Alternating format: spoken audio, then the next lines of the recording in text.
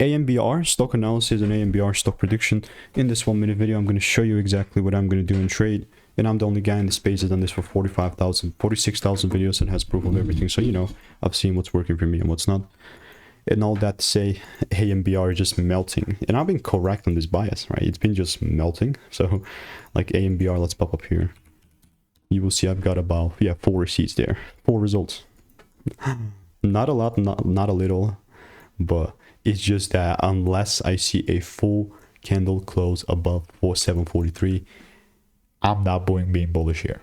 Well, we can argue and just try and assume the shift here, you know, and then when it starts pumping, but it's still like technically in a bearish market. And I do have a few receipts. I do have like a few receipts. This is like what I mentioned, AMBR. Yeah, I have 4, so it's really like not lack of coverage with AMBR around here. And if you do want to stay tuned and want to get daily stock picks, tips, and insights for free, click the first link below, and I'll see you in the next one.